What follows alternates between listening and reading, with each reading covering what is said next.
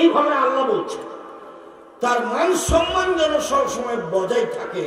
তাই জাহিলিয়াতের নীতিকে তীব্র নিন্দা করে বলছেন অকারনা ফি বুয়ুতিকুন্না ওয়ালা তাবাররাজনা তাবাররুজাল জাহিলিয়াতিল উলা। হে মুসলিম মহিলা, তোমরা বাড়িতে থাকো। বেগম রোকেয়া যেটা বলেছে সেটা ভুল বলেছে। বেগম রোকেয়ার একটা অনেক নোংরা কথার একটা কথা শোনাই। কথার কথা, দিনাজপুর পার্বতীপুর ট্রেন স্টেশনে, পার্বতীপুর ট্রেন স্টেশনের স্টেশন মাস্টার প্ল্যাটফর্মে হাঁটতে হাঁটতে দেখছেন এক জায়গাতে সামিয়ানা পাল দিয়ে ঢাকা আছে অনেকগুলো কিছু, তো বস্তার মতো মনে হচ্ছে। তো পা দিয়ে লাথি মেরে মেরে দেখছে কিসের বস্তা, কিসের বস্তা। আরে না না, পার্বতীপুরের পরহেজগার মহিলারা হজ করতে যাবে, তো এখন ট্রেনে যেতে হবে ঢাকা। তো ট্রেন স্টেশনে তারা বসে আছে, তো এখন পর্দার কারণে তাদেরকে উপরে কাপড় দিয়ে ঢেকে রেখেছে। এখন বেগম রোকেয়া ওই পর্দার নিন্দা করে বলছে পর্দা ধানের বস্তা সেজেছে। টিকিট মাস্টারের, স্টেশন মাস্টারের লাথি খাওয়ার জন্য পর্দা দেখাচ্ছে, লাথি মায়ের এবার দেখছে। স্টেশন মাস্টার কি করে দেখছে ওগুলোকে? মনে করছে এগুলো কিসের বস্তা? ধানের বস্তা। তো বেগম রোকেয়ার এই অবরোধ বাসিনী বইয়ের বিরুদ্ধে আবার বই লেখা হয়েছে এতদিন পরে। রংপুরের মহিলাই লিখেছে, গাইবান্ধা গোবিন্দগঞ্জ আব্দুল্লাহ রাম্মা, কেন হবো অবরোধ বাসিনী। আপনি বিস্তারিত পড়ে দেখেন কেন হবো অবরোধ বাসিনী। না তো আমরা তো অবরোধ বাসিনী না, ভুল লিখেছি। আমরা তো ইচ্ছে মতো মায়ের বাড়ি যেতে পারি, বাপের বাড়ি যেতে পারি, প্রয়োজনে বাইরে যেতে পারি, ডাক্তারের কাছে যেতে পারি, হজ করতে যেতে পারি, আত্মীয় স্বজনের বাড়ি যেতে পারি। যেভাবে আল্লাহ যেতে বলেছেন সেভাবে যাব। আমাদের মর্যাদা রক্ষা হবে এটুকুই। তো কেন আমরা এই সামিয়ানার নিচে লুকিয়ে থেকে লাথি খাবো? এরকম তো আল্লাহ বলেননি। আল্লাহ বলছেন ইয়া আইয়ুহান নবী কুল্লি আজওয়াজিকা ওয়া বানাতিকা ওয়া নিসাইল মুমিনিনা ইউদনিনা আলাইহিন্না মিন জালাবিবিহিন্না। মুহাম্মদ সাল্লাল্লাহু আলাইহি ওয়াসাল্লাম, আপনি আপনার স্ত্রীদেরকে, জনগণের মেয়েদেরকে, মহিলাদেরকে বলে দেন ওরা যখন বাড়ি থেকে বের হবে তখন পর্দা করে বের হবে। বেগম রোকেয়া যা বলেছে সেটাই হবে। আল্লাহ বলছেন যাবে। আল্লাহ বলছেন ওয়াকুলিল মুমিনাত ইয়াগযুযনা মিন আবসারিহিন্না ওয়া ইয়াহফাযনা ফুরুজাহুন্না ওয়া লা ইউবদিনা যিনাতাহুন্না ইল্লা মা যাহারা মিনহা। মুহাম্মদ সাল্লাল্লাহু আলাইহি ওয়াসাল্লাম, আপনি মহিলাদের বলে দেন তারা যেন চক্ষু নিচু করে চলে। ওদের উপরে আদেশ, মহিলাদের উপরে। মুহাম্মদ সাল্লাল্লাহু আলাইহি ওয়াসাল্লাম, আপনি মহিলাদের বলে দেন তারা যেন লজ্জাস্থান হেফাজতে রাখে, জেনায় লিপ্ত না হয়। ওদের বলে দেন ওরা যখন বাড়ি থেকে বের হবে তখন যেন পর্দা করে বের হয়, আর বুকের উপরে আরো যেন একটা অতিরিক্ত কাপড় ব্যবহার করে। তবে এমনিতে যা প্রকাশ হওয়ার তা হতে পারে, এমনিতে যা প্রকাশ হওয়ার তা কি হতে পারে? প্রয়োজনে কবজি পর্যন্ত খোলা যেতে পারে, প্রয়োজনে মুখমণ্ডল খোলা যেতে পারে, প্রয়োজনে পায়ের পাতার উপর দিক খোলা থাকতে পারে। এ হলো এমনিতে যা প্রকাশ পায়। সৌন্দর্য ঢেকে রাখতে হবে। যাদের সাথে খোলা যাবে তার স্বামী, শ্বশুর, বোনের ছেলে, ভাইয়ের ছেলে, ধারাবাহিক চলছে, কোরআন মাজিদে উল্লেখ আছে। যে কোনো মানুষের সাথে কথা বলতে পারবে। আল্লাহ বলছেন ওয়াইদা সাআলতুমুহুন্না ফাসআলুহুন্না মিন ওরাই হিজাব। পৃথিবীর মানুষ, তোমরা মহিলা মানুষের সাথে কথা বলো পর্দা করে, অন্তরাল থেকে। প্রয়োজন হলে বলো। দীর্ঘ সময়, লম্বা সময় আয়েশা রাদিয়াল্লাহু তাআলা আনহা জাতির সামনে ধর্ম দিয়ে গেলেন। যখনই পৃথিবীর মানুষের কারো সমস্যা হতো, ফতোয়া জিজ্ঞাসা করার জন্য, নিখুঁত ফতোয়া পেতে হলে মানুষকে কোথায় যেতে হচ্ছিল? আয়েশা রাদিয়াল্লাহু তাআলা আনহার কাছে। তখন তিনি জাতির সামনে কথা বলেছেন, পর্দা করে বলেছেন। আজও পর্দা করে মহিলা অপর পুরুষের সাথে কথা বলবে প্রয়োজনে। আল্লাহ তাদের মান সম্মান এইভাবে একটার পর একটা রক্ষা করেন। এবার চলেন দেখি কাছাকাছি দু একটা নারীদের মর্যাদা হাদিসে দেখাই, আপনি অবাক হয়ে যাবেন, শুনেই অবাক হবেন। আনাস রাদিয়াল্লাহু তাআলা আনহু বলেন, আল্লাহর নবী বলেছেন, মান আলা জারিয়াতাইনে হাতা তাবলুগা, কেউ যদি দুইটা মেয়ের লালন পালন করে যুবতী হওয়া পর্যন্ত, দুইটা মেয়ে, ফাজা ইয়াউমুল কিয়ামা ওয়া আনা হাকাদা, তাহলে আমি আর ওই পিতা বিচারের মাঠে জান্নাতে থাকবো এইভাবে। অধম্মা সাবেহু, তর্জনী আর মধ্যমা আঙ্গুল দুইটাকে জমা করে দেখালেন এইভাবে। দুইটা মেয়ের যে লালন পালন করেছে সে আর আমি মুহাম্মদ সাল্লাল্লাহু আলাইহি ওয়াসাল্লাম জান্নাতে এইভাবে থাকবো। দুনিয়া একদিকে দিয়ে দিলে এই কথার সমমানের কথা আর কোথাও খুঁজে পাবো না। এইভাবে থাকবে ও আর আমি। চলেন আরেকটা। আবু সাঈদ খুদরি রাদিয়াল্লাহু তাআলা আনহু বলেন, রাসূল সাল্লাল্লাহু আলাইহি সাল্লাম বলেছেন, মান আলা সালাসা বানাতিন, কেউ যদি তিনটা মেয়ের লালন পালন করে, এখন তিনটা মেয়ের ব্যাপারে কথা শুরু হয়ে গেল। এক, ফাসবারা আলাইহিন্না, ধৈর্য ধারণ করে তিনটি মেয়ের লালন পালন করলো। ওয়া আদাবাহুন্না, তাকে শিষ্টাচার শিখিয়ে দিল। ওয়া আতামাহুন্না, তাকে খেতে দিল।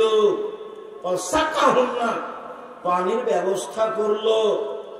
ওয়া কাসাহুন্না, কাপড়ের ব্যবস্থা করলো।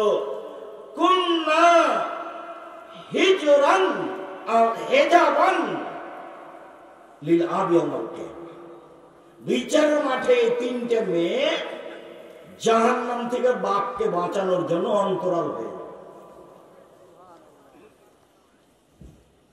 ওইদিকে আছে জাহান্নাম আর এদিকে আছে পিতা, আর মধ্যে থাকবে মেয়ে তিনটে।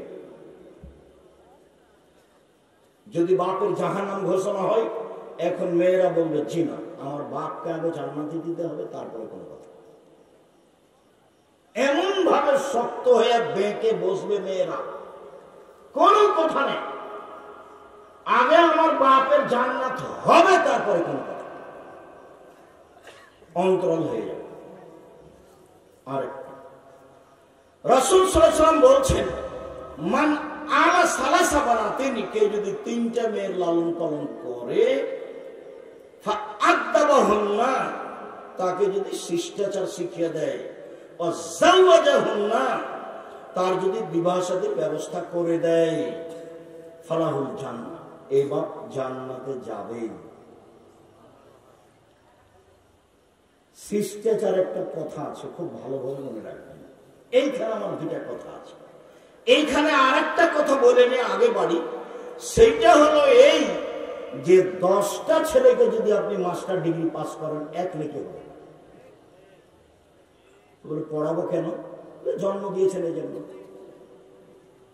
নইলে যা পাপ করবে সব আপনার, যা পাপ করবে সব আপনার। পড়াবেন আপনি, আকিকা দিবেন আপনি, জন্মের 7ম দিনে দিতেই হবে। ভিক্ষা করে আকিকা দিতে হবে, ভিক্ষা করে। ভিক্ষা করে দেবো কেন? কর্জ নিয়ে দেবো, দেন। আকিকার সাথে তার কুরবানির পশুর কোনো মিল নাই।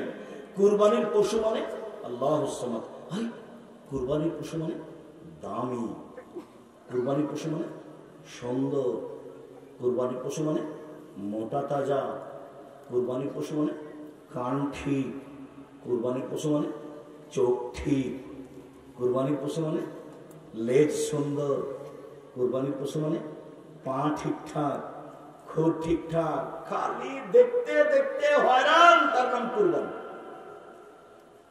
দাঁত আছে কিনা সব দেখতে হবে। আর আকিকা মানে 7ম দিন, কানা হোক, খোড়া হোক, ন্যাংরা হোক, 2 মাসের হোক, 2 বছরের হোক, মেয়ের জন্য একটা, ছেলের জন্য 2টা, 10 টাকার হোক, 2 দিনের হোক, জান আছে এমন হলেই হোক। বোঝা যায়নি? 7ম দিনে করতেই হবে। চাঁপাইনবাবগঞ্জের ভাষাতে ওকে তো করতে পার, বাপকে আঁকিয়ে দিতে হবে। আর কুরবানির টাকা আছে দেন, টাকা আছে দিবেন না, দিয়েন না, তো নেকির ব্যাপার, দেন নেকি হয়নি। রমজান মাসে তারাবি পড়লে নেকি হলো, তারাবি যদি না পড়ে তাহলে কি রোজা বাদ পড়ে যাবে? জি না, যে বড় নেকি ছিল সেটা হলো না। বড় বড় মাধ্যম জান্নাত পাওয়ার, তা একটা হলো কুরবানি। তুমি কুরবানি দিলে না, জান্নাতের বড় মাধ্যমে একটা কাজ করলে না, আর আকিকা দিতেই হবে। সপ্তম দিনে মাথা নেড়ে করতে হবে, ডাক্তার বললেও বলেছে না, জি না, করতেই হবে, নবী বলেছে। সপ্তম দিনে ভেড়া ভেড়ি, ছাগল ছাগল, দুম্বা দুম্বি, গরু নয়, উঁট নয়, আকিকা দিতেই হবে। মাথা নেড়ে করে চুল সম পরিমাণ রূপা সমমূল্য ফকিরকে দান করে দিতে হবে। সপ্তম দিনেই নাম রাখতে হবে সুন্দর, সুন্দর নবী।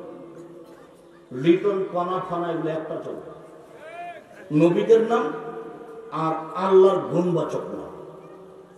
নবীদের নাম আর আল্লাহর গুণবাচক নাম। আপনি যে বাঘ, এটা আপনার পরিচয় থাকা উচিত যে আমি বাঘ। আপনি তো আর পশু প্রাণী নন, গরু ছাগল নন। আপনি যে পশু প্রাণী নন, গরু ছাগল নন, এগুলো তার প্রমাণ। সপ্তম দিনে আকিকা দিয়েছেন, সুন্দর নাম রেখেছেন, এটা আপনি বাপ, তার প্রমাণ। চলেন সম্মানিত দিনী ভাই বোন, এইবার আর একটু কথা বলে এখান থেকে আগাতে থাকি। নারীদের মর্যাদায় আছে শিষ্টাচারের কথা। শিষ্টাচার কি জিনিস?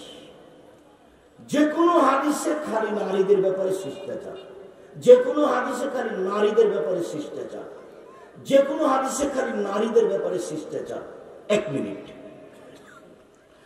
জাবের রাদিয়াল্লাহু তাআলা আনহু বলেন, আমরা রাসূলের সাথে হয়ে একসাথে যুদ্ধ করছিলাম, এবার যুদ্ধ করে বাড়ি ফিরে আসছি, মদিনায় এখন ঢুকবো সন্ধ্যায়, রাতে। আল্লাহ রাসূল বলছেন, এই সবাই এখানে থামো, থাকো, সকালে বাড়িতে যাব। এই আদেশ হতেই আমি জাবের বললাম, আল্লাহর নবী, আমি নতুন বিবাহ করেছি, আমাকে বাড়ি যেতে অনুমতি দেব।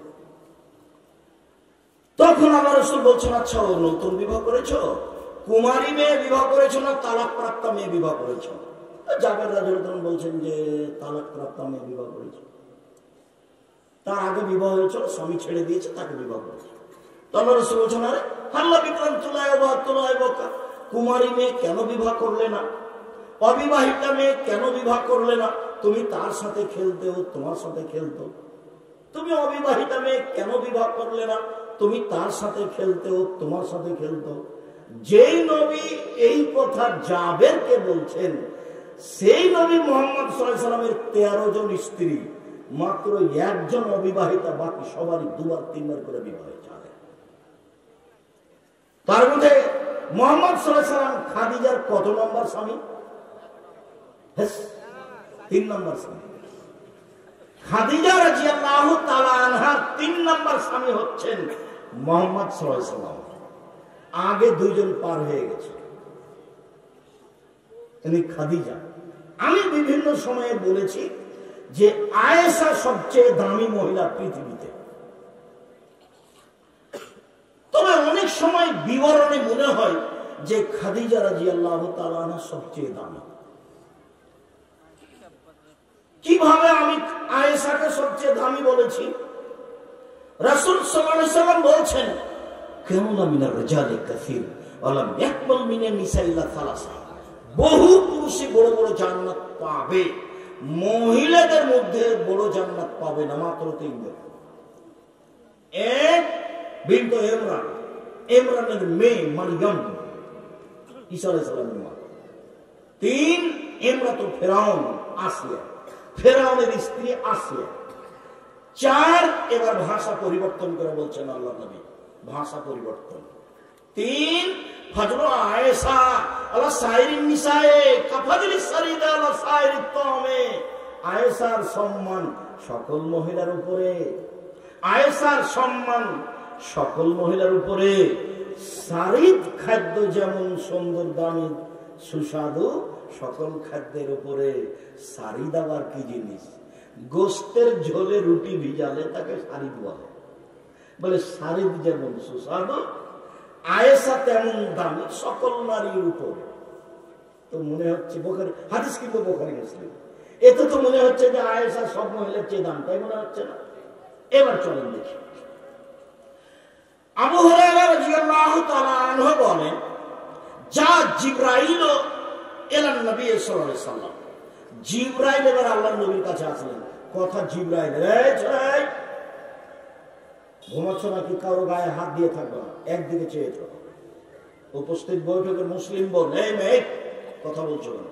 শতবার তোমাকে বলা হলো এদিকে খেয়াল করো, সবসময় গল্পে ব্যস্ত থাকো, কোনো সরব হয় না কেন? তোমার একটা মহিলা মানুষ, লজ্জা হয় না কেন? চুপচাপ থাকো, এদিকে খেয়াল করো।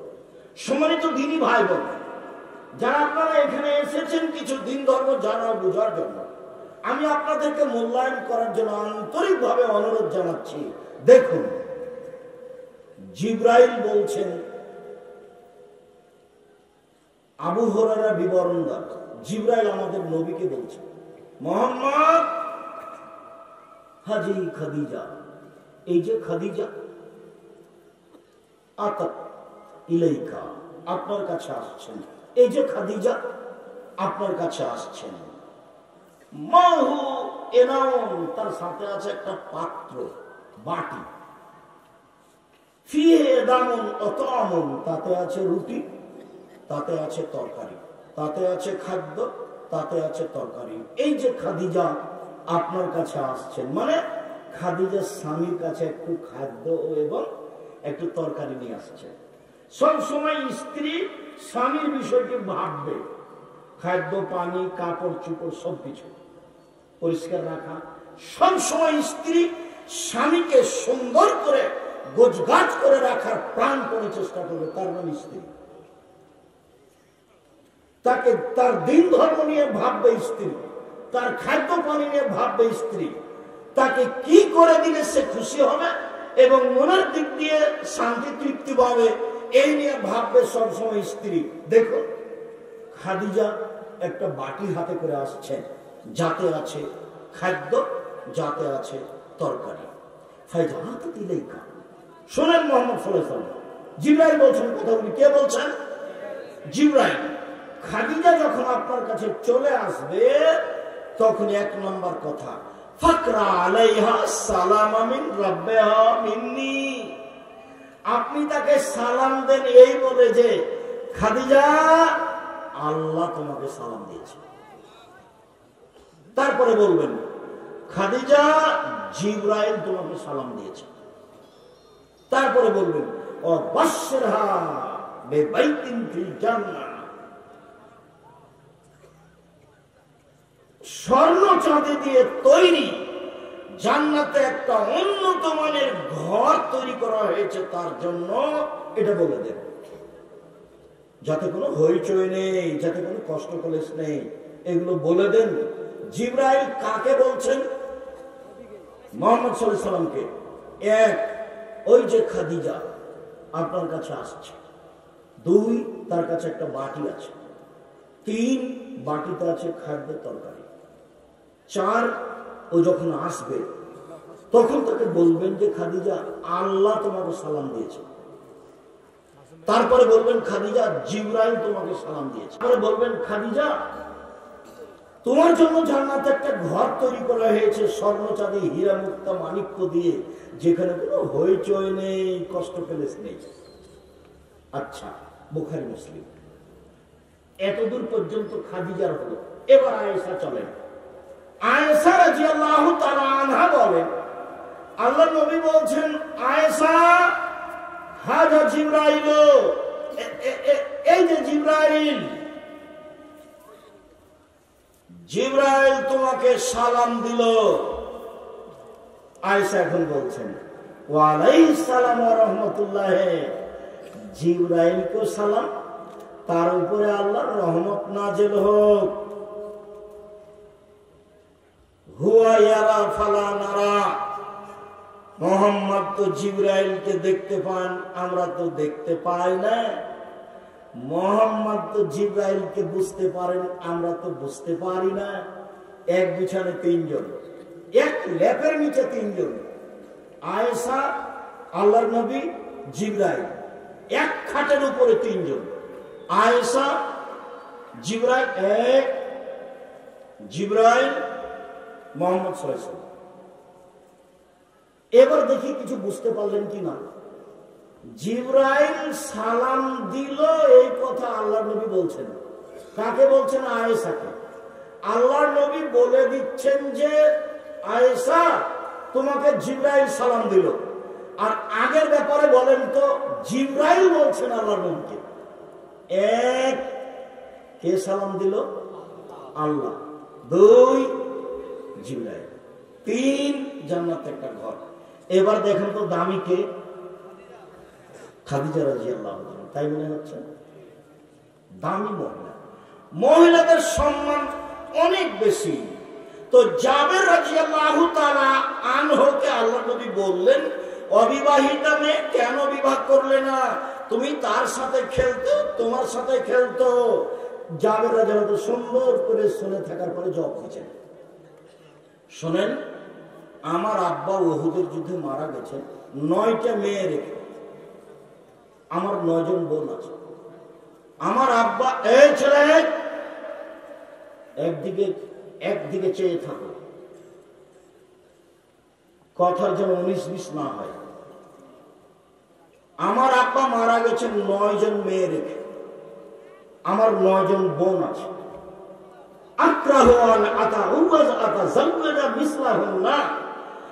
এদের মতো কম বয়সের মেয়েকে আমি বিবাহ করতে রাজি নই। অনেক বর্ণনা এসেছে বুখারী। খারকা, এদের মতো কম বুদ্ধির মেয়েকে আমি বিবাহ করতে রাজি নই 4টা কারণে। এক, লিতুআল্লিমাহুন্না, আমার স্ত্রী যেন আমার বোনদেরকে বিদ্যা শেখাতে পারে।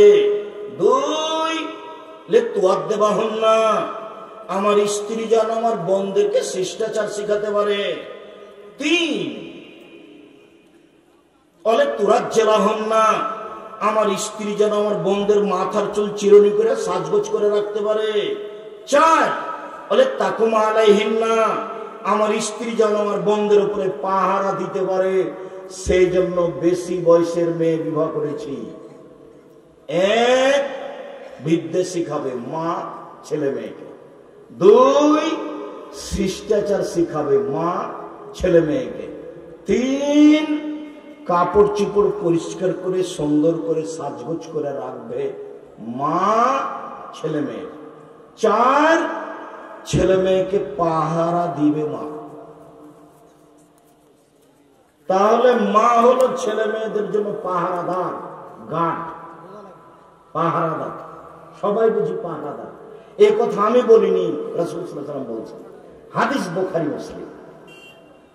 জাবের রাসূলের সামনে নকল করছে। সম্মানিত দিনী ভাই বোন, শিষ্টাচার, শিষ্টাচার কি জিনিস? কেউ বুঝে না শিষ্টাচার কি জিনিস। শিষ্টাচার